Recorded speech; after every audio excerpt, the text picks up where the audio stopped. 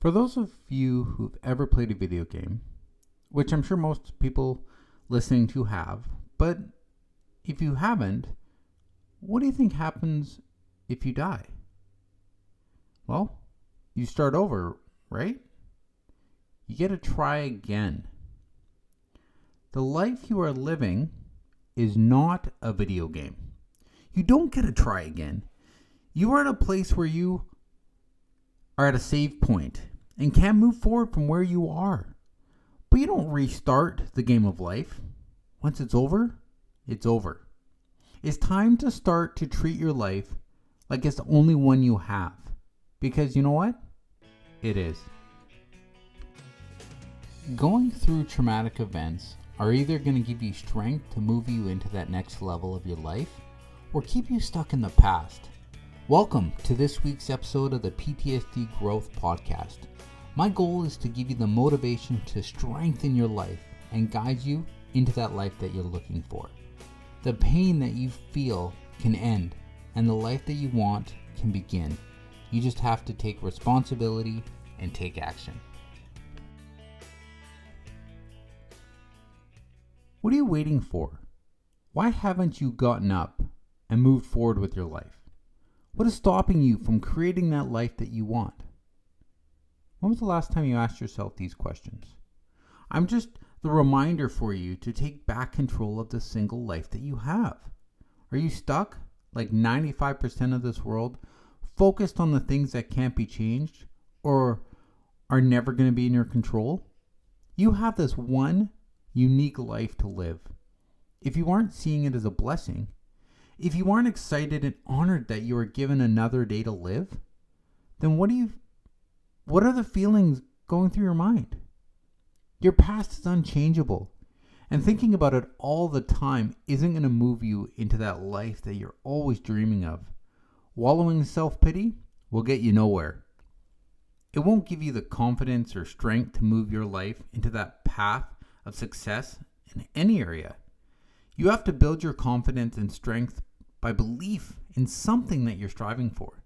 Belief that your life is an amazing one that you should be grateful for and grateful to have. And believe this every day. I'm not sure if you're one of the millions of people who lost someone that they loved in 2020 with what went on. And if you are, my thoughts are with you. Death of a loved one is painful, but it shouldn't be taken with you wherever you go. In the book of life, the Bible, it talks about that there's always a time to mourn, there's always a time to live, there's always a time to dance. Kind of quoted Footloose there, but that's all right. There's always a time in your life to express the feelings that you're having. Don't be stuck in these feelings that you're having. Pain is a part of life, but suffering in that pain is a choice. And that choice is one you're making every day to stay in the pain. It's time to take back control of your life. It's time to go after that life that you want and make this one life that you have the best one that you can make it. The successful people in this world look at the situations and problems they have as a hill that they must overcome to make it to that next level. But they don't see the hill as a huge thing that they're never going to climb. They have to believe that they're going to make it over and then begin that climb, one step at a time. What hill are you facing right now? Is it the hill of your past or a what if hill of your future? What if? What a concept. When you are stressed or worried about the what ifs of your future, you are focusing only on the result that you want. And the result that you want, you aren't going to get. Do you know that if you change your perspective and focus on the what if the right way, the way it's supposed to be used, your life will be changed in an instant. For those times that you are thinking about, I do want to do this, or I want to create this, but what if?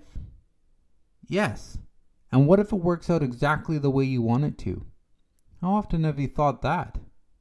You are a spiritual being living in a human body. You have the power in you to create whatever you want. But oftentimes you're thinking about what could go wrong.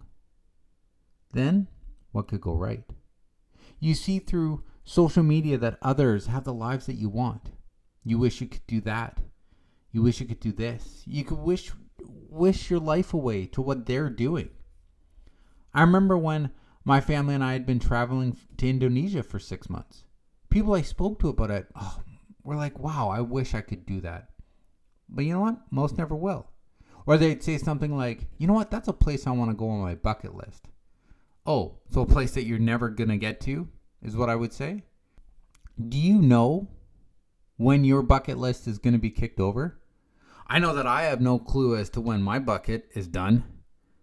But I'm going to live every day to the fullest. Because, well, what more can I do to live that happy, fulfilled life that I want? When you're working at something that truly can get you up in the morning and moves you towards that goal you want to achieve in your life is never going to be the same. But it comes down to you and the responsibility you are taking for your life. There is no one in this world that is going to live your life how you want it to live. Stop waiting. What are you truly scared of? Really ask yourself that. Actually, when you get the time today, during your meditation or reflection time that you do every day, right? Begin to write it down. What you are scared about going after. What in your life are you scared about that are stopping you from creating that life that you want? And then begin to write it down. Write down how it would feel when you achieved what you wanted. Fear is in the mind, not in the world. When you were a child, if you were one of those that were scared of the dark, how would your parents make that fear go away? They'd turn on the light, right? And show you that it was just your imagination and make that fear disappear. Today is the day to make your fear disappear. Today is the day to make your faith overpower your fear. Your life matters more than you think. And I'm not just meaning just to the people directly around you. There might be someone in your future waiting to hear that idea you have or learn from what you've been through so that you're able to influence them. Maybe someone that is in a state of suffering and can't get past it. But your story is going to be the light that guides them. What if, right? Thanks for tuning in to this week's episode. If you haven't yet, make sure you subscribe to this podcast and like this episode.